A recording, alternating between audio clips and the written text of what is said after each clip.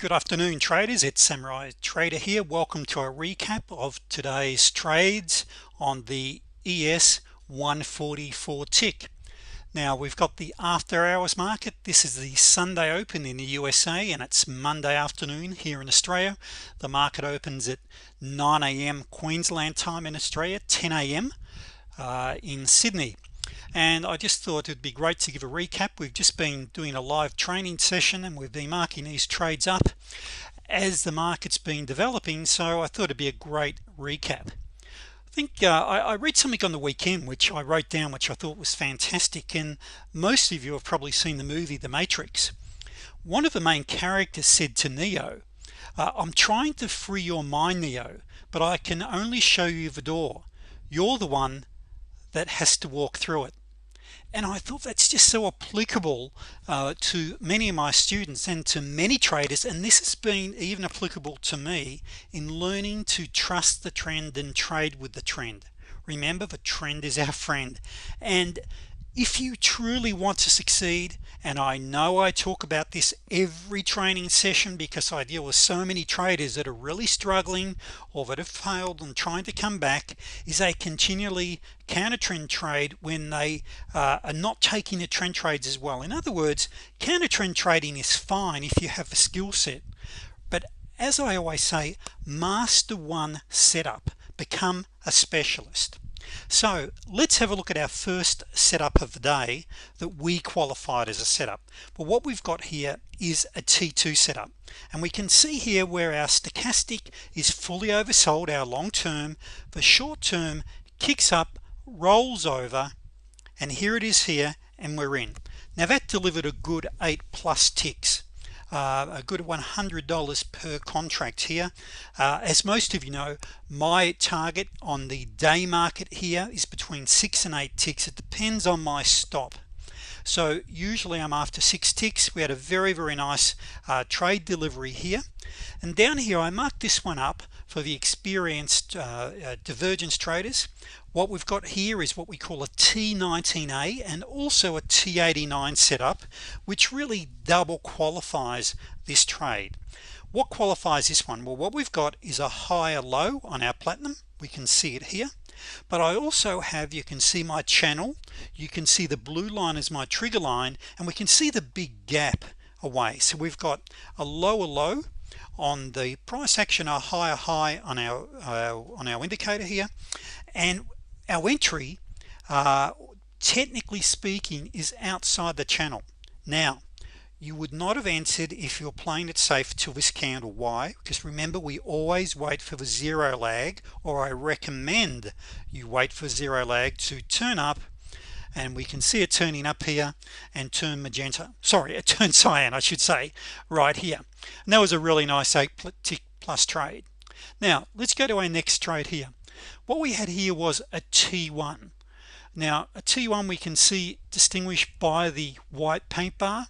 Now remember, that paint bar would not have plotted until we had a tick below that candle, which was here. So I always mark it up straight after, but it was here. Here was your entry, and that was a really nice 8 tick move as well, waiting for, of course, the zero lag, which had already qualified here, to turn to magenta.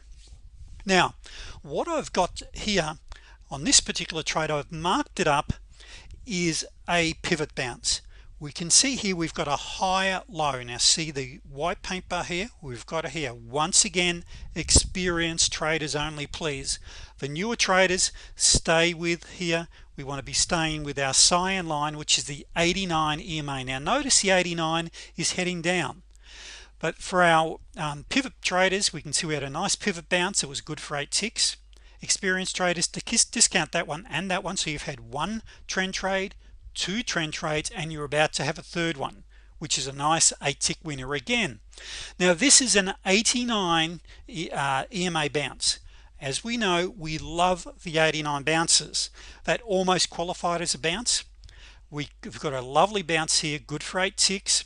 Remember, you wouldn't have entered till this candle here, till we qualified, and we also had a double top, which we call T7s. We have a number of codes just to make it simple when we're doing our training. We call that a T7. So we had a double top, our 89 EMA is trending down, so we're trading with the trend. We come down here, and then we had another paint bar here, but we also had a T2.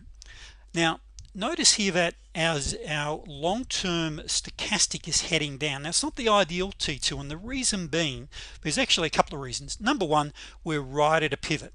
Now here we could bounce, so what I've got here is T2 then a T1. So we can see here our short-term stochastic has gone right up, rolled over just there. That qualifies it, ignore the paint bar for one moment, that qualifies it as a T2. However, if you follow the rules in what I recommend in waiting for the zero lag, your entry was not till over here. Now this is going to save you many trades if you always wait for the zero lag. Now in the meantime, when this candle formed here, we also had a T1 form here, and we can see we rolled over. So that was a lovely trend trade. It was almost an 89 bounce. It was a T2 technically and a T1, so a double qualification to the short side. Now we've had 1, 2, 3, 4 trend trades. You're finished for the day. If your target was $200 per contract, you've packed up your bags and gone home, because 6 ticks on the ES is 75 gross, less your brokerage of $5. You just made $70 per trade. Now here's what tends to happen. Now we're live here in the market right now, by the way. Here's what tends to happen with the ES, the after hours market. The later the hours in the US, more traders that trade the after hours market have gone to bed, have retired for the night. So what we end up with is later, or in Monday afternoon, very early in the morning in Europe, the volume tends to dry right up until Europe opens at around 5 p.m. Australian time. So now's the time to start to be very cautious. But anyway, we've also had another couple of trades set up since then, which I'll show you. Since that one there, I've marked this up anyway, a T2, and the reason I marked that up is that it totally qualifies. We're oversold. You may notice that the stoke is starting to, the long-term stochastic starting to trend up, but you at the time, you actually, is very hard to tell that at the time. So we marked it up, but the reason that did not qualify as a trade is why is that? Well, what we can see here, of course, is that our zero lag is still cyan. It has not rolled over. Now it started to roll over here, but what happened? Well, we can see very clearly now that our long-term stochastic is trending up, and we had a T10, which is a money on the floor trade. So what is a money on the floor trade? A money on the floor trade is where we have the long-term stochastic start to turn up, it starts to run up, and our short-term comes down and kicks back up again. And that's what we call, it's really a higher low. So we can see we've come down, even though I don't have a paint bar. I love to see a paint bar here. I actually call them T11s then, but anyway, so we can see here we've got a higher low. Our long-term stochastic is up.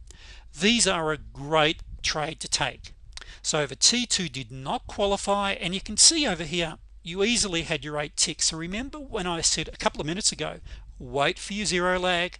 Well, by waiting for the zero lag here, that just saved you a losing trade. Now let me just quickly pull up a PowerPoint here, traders, and let me, just got a couple of minutes.